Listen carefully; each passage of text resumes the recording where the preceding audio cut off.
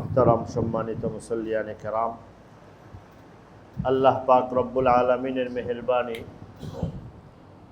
আল্লাহ তাআলা আমাদেরকে পবিত্র জুমার নামাজ আদায় করার জন্য আল্লাহর ঘর মসজিদে উপস্থিত হওয়ার তৌফিক দিয়েছেন। আমরা আল্লাহর শুকর আদায় করে বলি আলহামদুলিল্লাহ। আমি আজকে কোরআনে কারীমের সূরা হুদ কোরআনে কারীমের 12 পারার এর 113 নম্বর আয়াত তেলাওয়াত করেছি। আয়াতে আল্লাহ তাআলা বলেছেন, ওয়ালা তারকানু ইলাল্লাযীনা যালামু, যারা জুলুম করেছে, অবিচার করেছে, পাপাচারে লিপ্ত হয়ে রবের পথ ত্যাগ করেছে, তাদের প্রতি তোমরা ধাবিত হইও না, তাদের অনুগামী হইও না, তাদের অনুসারী হইও না, তাদের মতো হইও না। অন্যথায় তোমাদেরকেও আগুন জাহান্নাম ঘিরে ধরবে, গ্রাস করে ফেলবে। তোমাদের জন্য তো রব ছাড়া আর কোনো বন্ধু নাই, ওলি নাই। যদি এমনটাই করো তাহলে তোমাদেরকে আর কোনো সাহায্য করা হবে না। আমি আয়াতটা তেলাওয়াত করেছি একটা গুরুত্বপূর্ণ বিধান নিয়ে আলোচনা করার জন্য। আমাদের শরীয়তে দ্বীন ইমানের বিধিবিধানের একটা সাধারণ ভাগ আছে, 2 ভাগ। একটাকে বলে মা'মুরাত আর একটাকে বলে মানহিয়াত। মা'মুরাত মানে আল্লাহর নবী কি কি করতে বলেছেন, আর মানহিয়াত মানে কি কি নিষেধ করেছেন। 2 দিক তাকানো ছাড়া দ্বীনের উপরে চলা যায় না।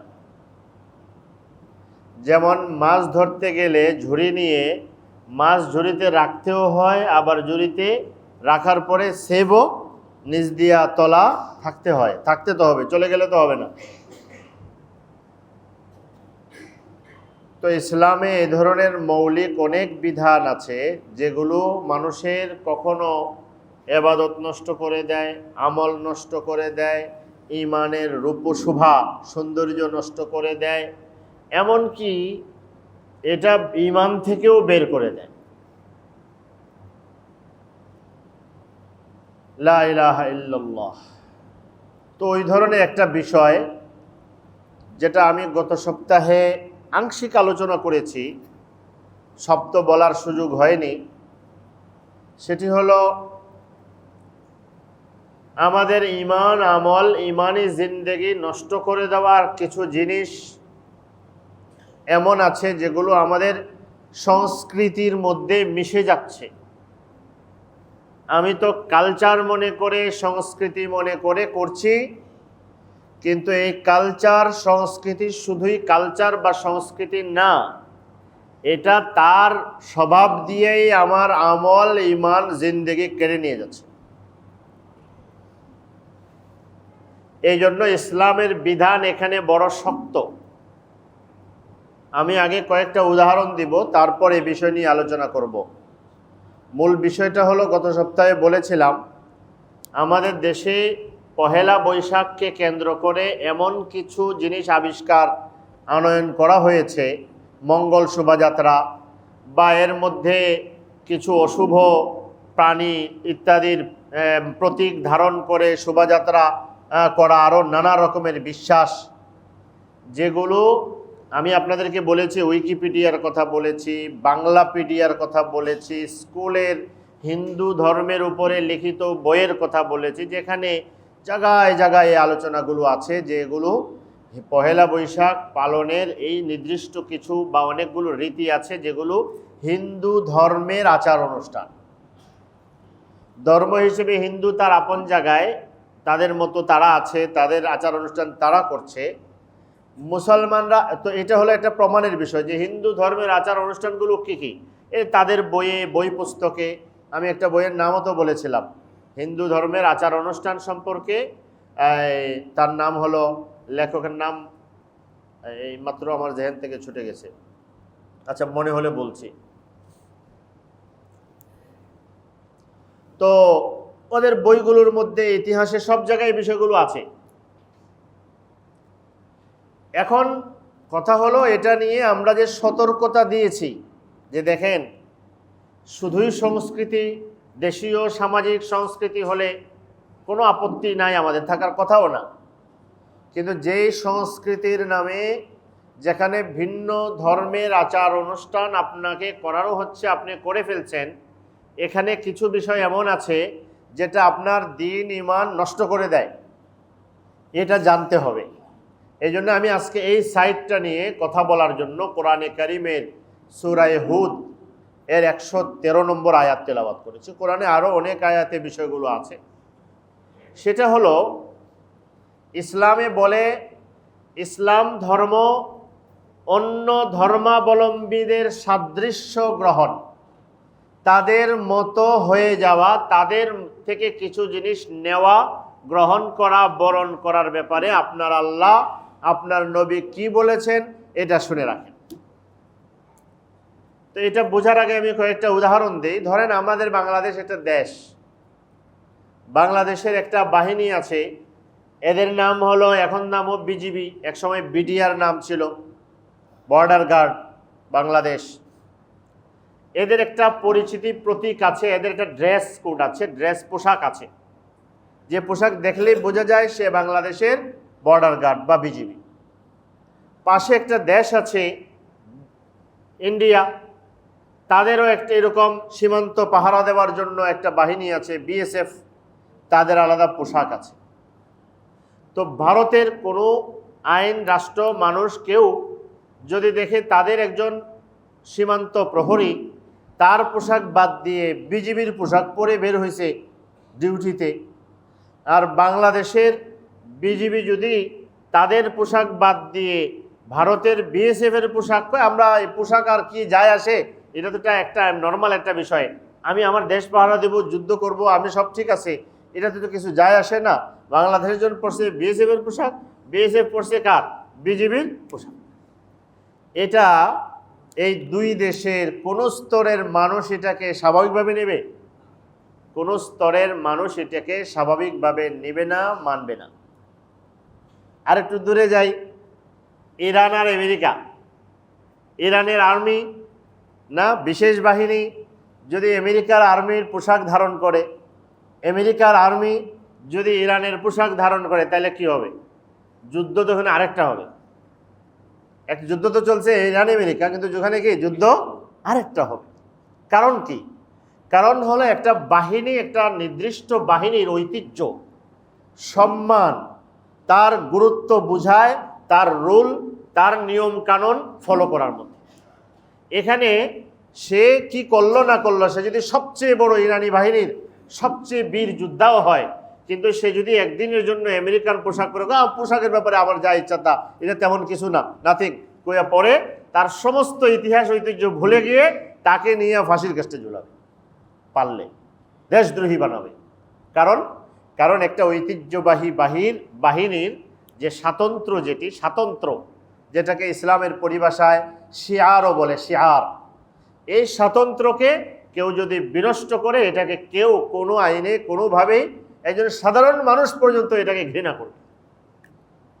ঠিক ইসলাম ধর্ম, আল্লাহ পাক রব্বুল আলামিন বলেছেন, সুবহানাল্লাহ, কোরআনের শব্দ, ইন্নাদ-দীনা ইনদাল্লাহিল ইসলাম। এই শব্দের আয়াতের সৌন্দর্য আমি কিভাবে বুঝাবো? আল্লাহ নিশ্চয় দিন মনোনীত, নির্বাচিত, আল্লাহর কাছে পছন্দনীয়, আল্লাহর থেকে যে দিন দেওয়া হয়েছে এটা শুধুই শুধুই শুধুই ইসলাম। ওয়ামান ইয়াবতাগি গায়রাল ইসলামি দীনান ফালাই ইউকবালা মিন ওয়া হুয়া ফিল আখিরাতি মিনাল খাসিরিন। ইসলাম বলে না অন্য সব ধর্ম আপন আপন জায়গায় তার মতো চলুক, এর মানে এটাকে ধর্ম হিসেবে স্বীকৃতি দেওয়া না।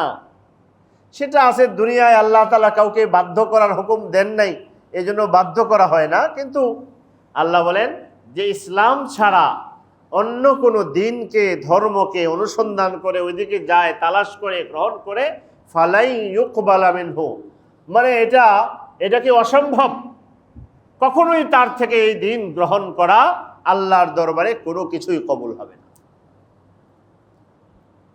এই জন্য ইসলামের এটা একটা স্বতঃসিদ্ধ একটা মৌলিক নীতি, মৌলিক আইন, যেটা আমি আজকে বলতে চাচ্ছি। মৌলিক আইন হলো ইসলাম ধর্ম নিষিদ্ধ করে দিয়েছে, তার ধর্ম ইসলাম যে সকল প্রতীক, স্বাতন্ত্র্য, সৌন্দর্য যেগুলো মুসলমানদেরকে দিয়েছে, তোমরা এগুলো ধারণ করো।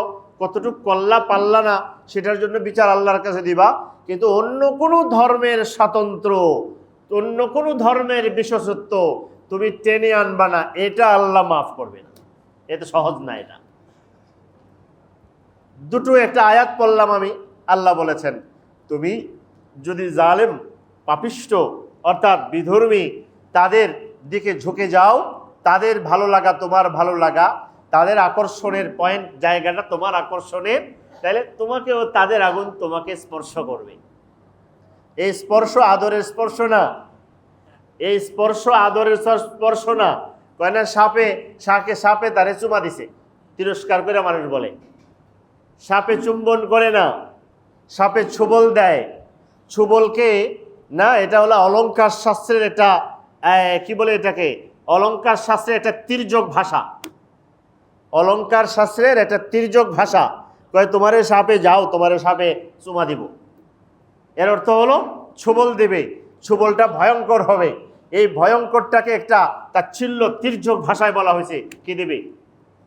তো আল্লাহ এরকম বলেছেন, তোমাকে জাহান্নামের আগুন স্পর্শ করবে।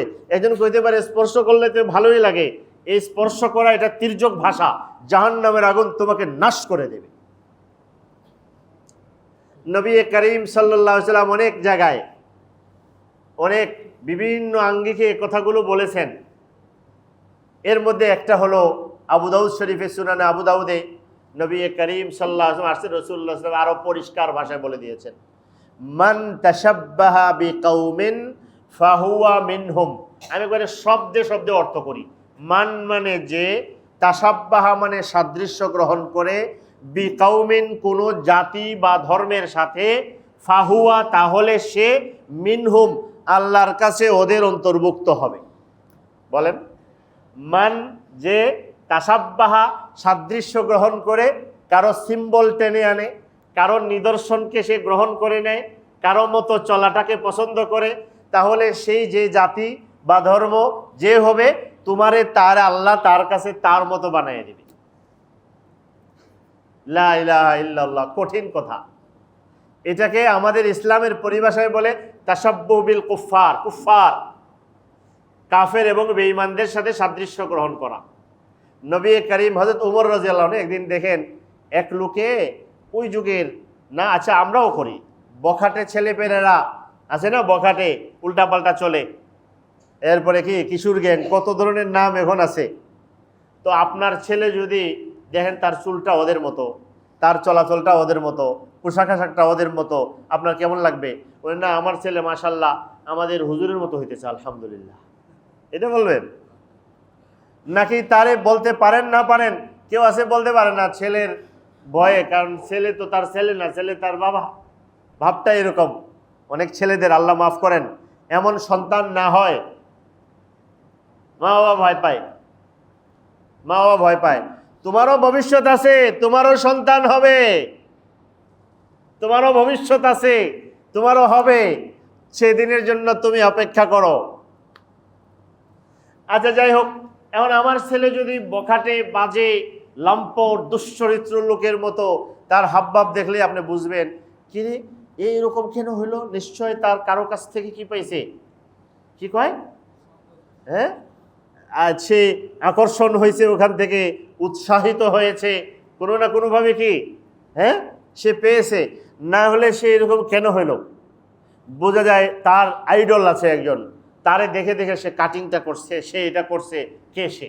খোঁজেন। যে মা বাবা খোঁজে না, ওই মা বাবা কয়দিন পরে কান্দে। আর যে খুঁজে বুঝে ফেলে, বের করতে পারে তার পয়েন্টটা কোথায়, কার সাথে চলে, কার সাথে ওঠা বসা করে, কার কারণে এরকম হয়েছে, সচেতন হয়, সেই মা বাবাও বাঁচে, সন্তানও বাঁচে। তো ইসলাম অন্যের সাদৃশ্য গ্রহণ করার ক্ষেত্রে বড় কঠোর। ওমর রাদিয়াল্লাহু আনহু দেখছেন একটা ছেলে মাথার এই শেষ মাথাটা কামায়া রাখছে, এই দিকটা, এই যে মাথা থেকে নিয়ে গোড়া পর্যন্ত ওরা ধমক দিয়েছেন শক্ত করে, দিয়ে বলছেন তুমি কার থেকে নিছো, এটা কার থেকে শিখছো জানো? নবীজি বলেছেন মান তাশাব্বাহা বিকাউমিন ফাহুয়া মিনহুম, কার মতো চুল কাটিং করছো, ও ওরে পছন্দ তোমারে, তুমি কিয়ামতের দিন ওর দলে উঠবা, চাও তুমি ওর দলে উঠতে। এই জন্যই তো উলামায়ে কেরাম খালি বলেন সুন্নত মোতাবেক চলেন, সুন্নত মোতাবেক চলেন। নবী কিভাবে চলতেন, নবীর চেহারা কেমন ছিল, পোশাক কেমন ছিল, সাহাবার চেহারা কেমন ছিল, পোশাক কেমন ছিল, কিভাবে চলতেন, কিভাবে উঠতেন, কিভাবে বসতেন, কিভাবে খাইতেন, কিভাবে ইস্তিনজা করতেন, যাইতেন আসতেন। যদিও ইস্তিনজা দাঁড়াইয়া করলে একদম কবিরা গুনাহ হয়ে গেছে বা অনেক বড় কিছু হয়ে গেছে সেটা না, উজুরের কারণে কেউ করলো বা করলো, কিন্তু বসে করা তো সুন্নত, দাঁড়াইয়া করা তো সুন্নতের খেলাফ, নবী সাল্লাল্লাহু আলাইহি ওয়াসাল্লাম নিষেধও করেছেন। এখন কেউ যদি করে এটা, কয় না আমার নবী বসে বসে ইস্তিনজা করতে শিখাইছেন, আমি নবীর অনুসরণের জন্য করি, তাই এই অনুসরণগুলো আল্লাহর দরবারে লেখা হইতে থাকবে। এখন এই বরকতে যদি আল্লাহ তাআলা পোশাকের বরকতে, অনুকরণের বরকতে, ড্রেস কোডের বরকতে, নবীর আদর্শ অনুকরণের চেহারা, সুরত, দাড়ি, মুছ, চুল, টুপি, এগুলোর বরকতে যদি আপনাকে কিয়ামতের দিন নবীর কাতারে দাঁড় করায় দেওয়া হয়, আরশের নিচে দাঁড় করায় দেওয়া হয়, এর চেয়ে বড় পুরস্কার কি? আল্লাহ, অনেকে এটা ফরজ নাকি হুজুর, টুপি পরা ফরজ নাকি? নবী করিম সাল্লাল্লাহু আলাইহি ওয়াসাল্লাম পড়ছেন, এই জন্য আমরা পড়ি। মাশাআল্লাহ, আমাদের মসজিদগুলোতে এখনো সবাই, কেউ হয়তো আজকে আসার সময় টুপি পাইছে না, এই জন্য পরে আসে নাই, তবুও সবার মধ্যে এর আওয়াজ আছে। কিন্তু আফসোস, আরব দেশগুলোতে আমি অনেক, ওই যে বললাম আমর ইবনুল আস রাদিয়াল্লাহু মসজিদে মিশরে নামাজ পড়লাম, সেটা কত 1000, 1200, 1300 বছর আগের সেই আমর ইবনুল আস রাদিয়াল্লাহু সাহাবী, উনি এখানে মসজিদ স্থাপন করেছিলেন। এই মসজিদে জুমার নামাজ পড়লাম, হাজার হাজার লোক, টুপি নেই। টুপি খুঁজলে আমরা 3-4 জন ছিলাম, এই 3-4 জন, আর কখনো কখনো দূরবীন লাগাইয়ে দেখা যায়। হযরত ওমর রাদিয়াল্লাহু আনহু হাদিস পড়াইতেছেন, তিরমিজি শরীফের রওয়ায়াত, ওমর রাদিয়াল্লাহু হাদিস পড়াইতেছেন, বলেন জান্নাতে আর আরশের ময়দানে আল্লাহ তাআলা একদল জান্নাতীর অনেক উপরে জায়গা দিবেন। লোকরা তাদের দিকে এমনে তাকাবে, এদের এত বড় আসন হবে, এমনে তাকাবে যেমনি বলেছেন, তখন মাথা থেকে টুপিটা পড়ে গেছে। মাথা থেকে কি পড়ে গেছে? বর্ণনাকারী বলেন নবীর মাথা থেকে টুপি পড়ে গেছে, আর না হয় ওমর রাদিয়াল্লাহু আনহুর মাথা থেকে কি হয়ে গেছে?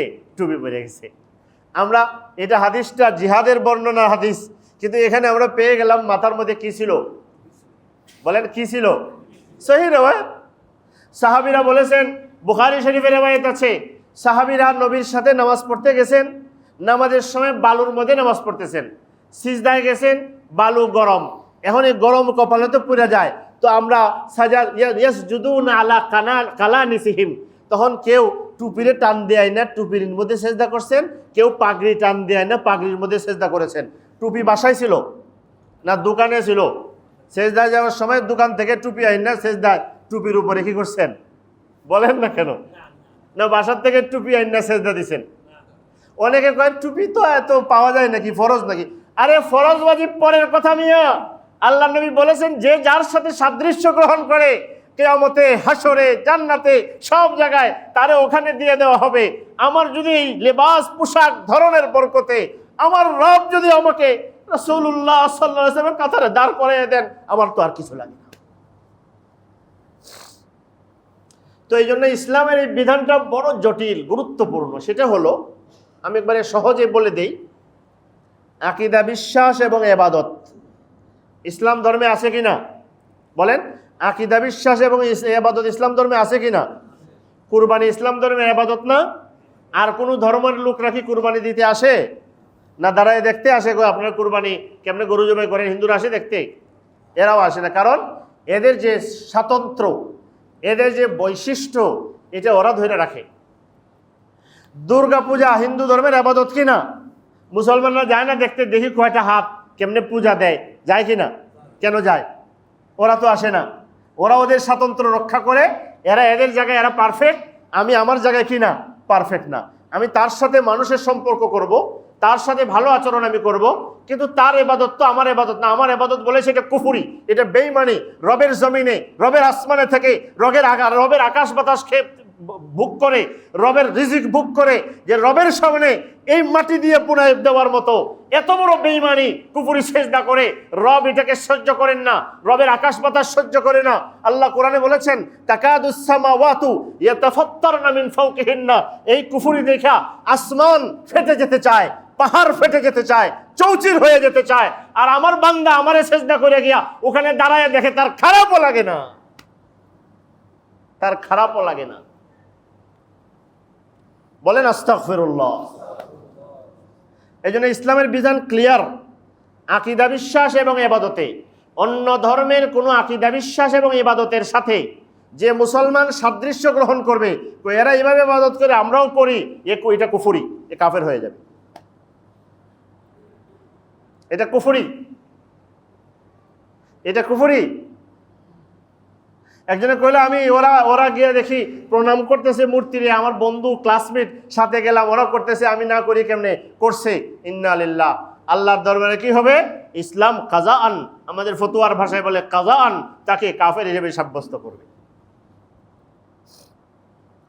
অন্য কিছুরে সেজদা করতেছে, এও কয় আমি তো আল্লাহরই মানি, কিন্তু করলাম আর কি, দেখি না একটা কিছু। আরেকজন আয়েশা বলল এটা আমাদের সার্বজনীন, এটা আমাদের সবার হয়ে গেছে, এটা আমাদের ঐতিহ্য, শেকড়ের টান। পত্রিকাওয়ালারা কি হেডলাইন করে, শেকড়ের সন্ধানে, মূলের সন্ধানে, মূলের সন্ধান খুঁজে। কারণ মূল যদি ইবলিস হয় তাহলে ইবলিসের সন্ধানে যায়, ওরে আল্লাহ ইমানের মতো দৌলত দান করেছেন, আর এই ইবলিসের সন্ধানে যায়।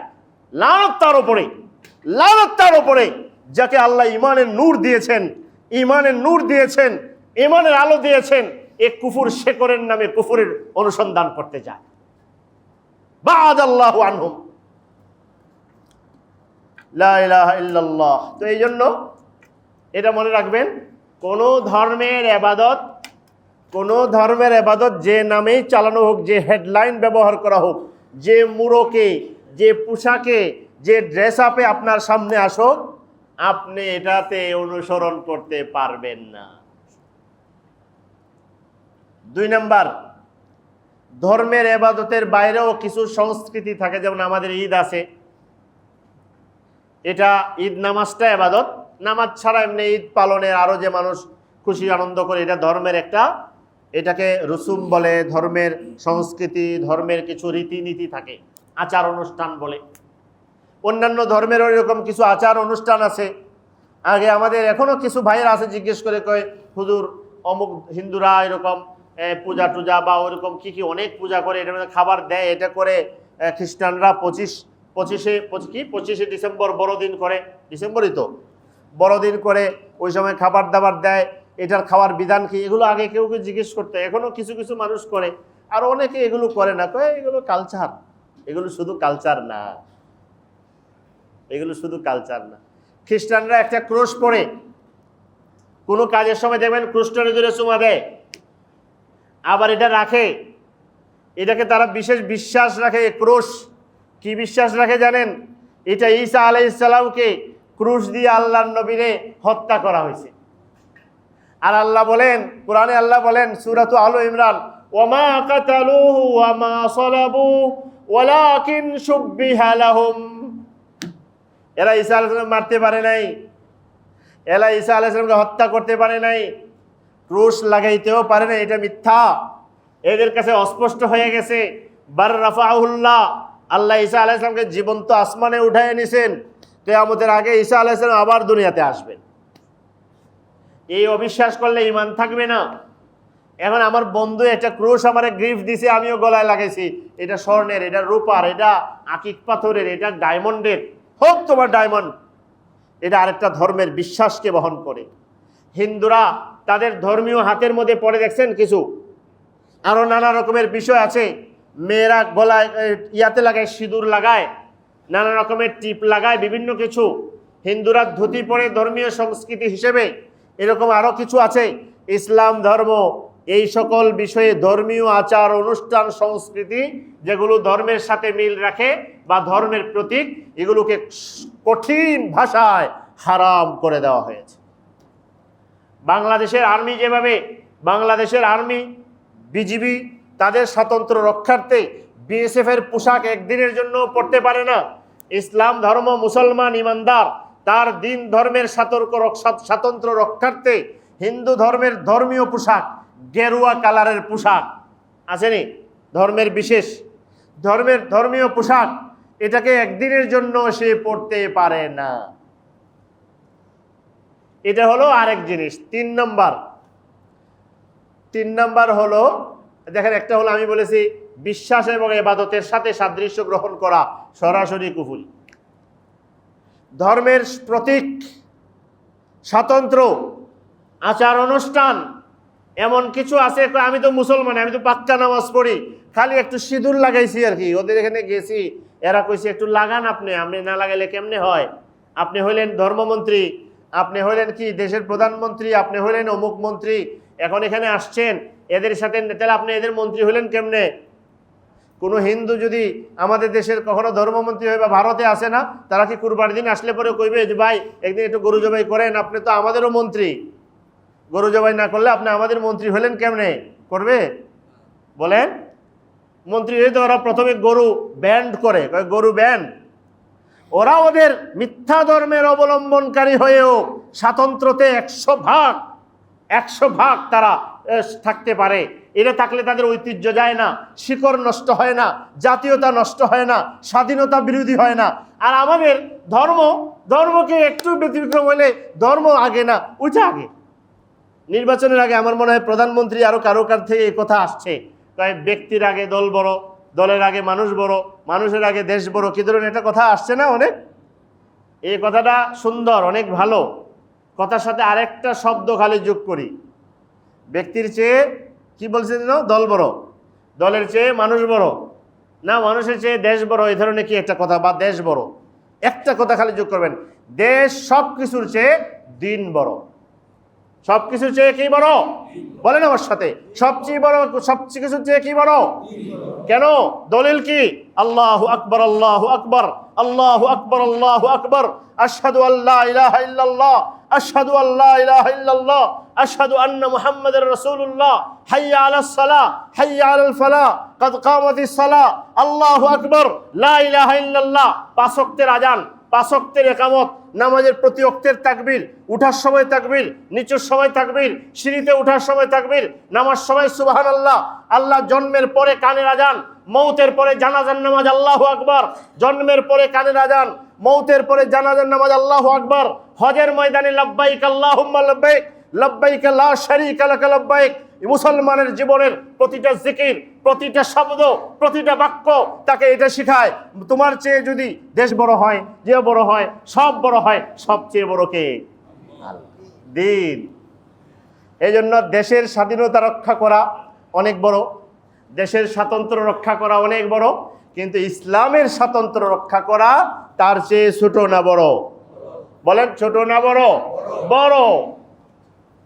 3 নাম্বার হলো, ধরেন এবাদত, ঈমান এবাদত তো আছে এক, সংস্কৃতি ইসলাম বা ধর্মের আচার অনুষ্ঠান, এরপরে হলো সাধারণ জীবনযাপন। আমরা যে সাধারণ জীবনযাপন করি ওইগুলোর মধ্যেও, যেমন মুসলমানরা সালাম দেয়, হিন্দুরা কি দেয়?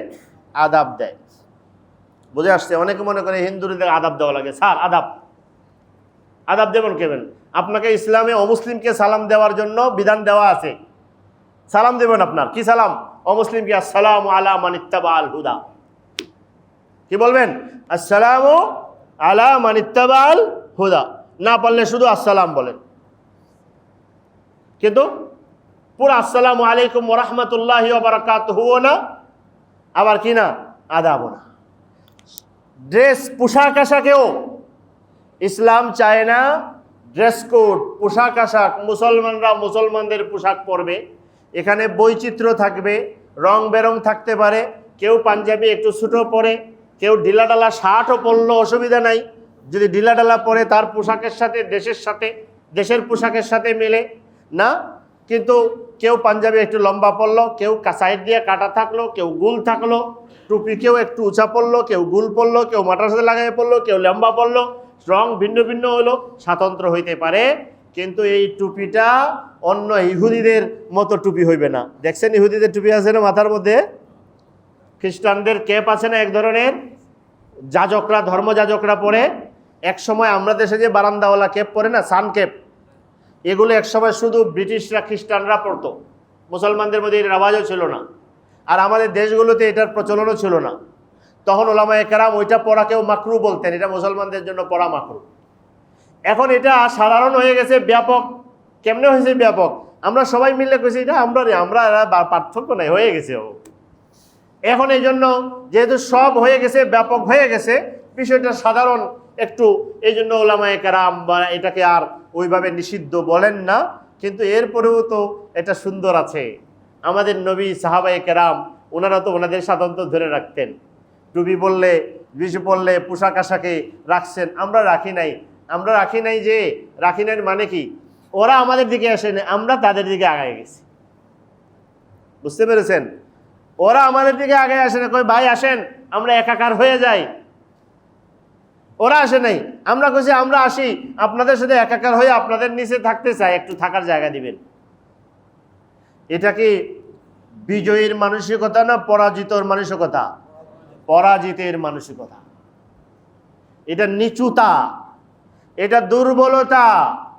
আজও পৃথিবীর যে দেশগুলো তাদের ভবিষ্যৎ উজ্জ্বল দেখে, যারা যে দেশগুলো পৃথিবীকে শাসন করার ক্ষমতা রাখে বা আগামী পৃথিবীতে শাসন করতে চায়, তারা নিজেদের ভাষাটাকেও সবার আগে রাখে, অন্যের ভাষাকে প্রাধান্য দেয় না।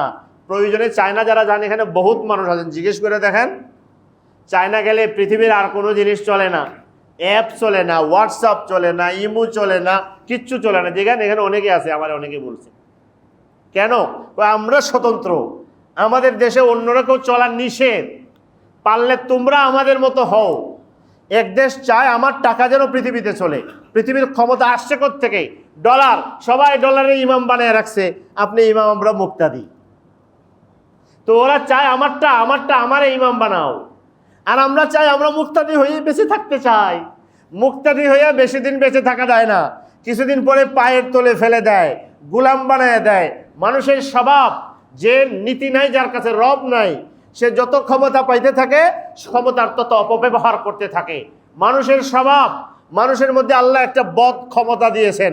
এই ক্ষমতা যখন নিরঙ্কুশ হয়ে যায়, এই ক্ষমতার উপরে যখন কোনো বাধা থাকে না, তখন সে ফেরাউনের মতো কয় আনা রব্বুকুমুল আলা। সেও তো জানে তার পেট আছে, খিদা লাগে, জানতো না? ফেরাউনের কি খিদা লাগতো না? ফেরাউনের কি বাথরুমে যাওয়া লাগতো না?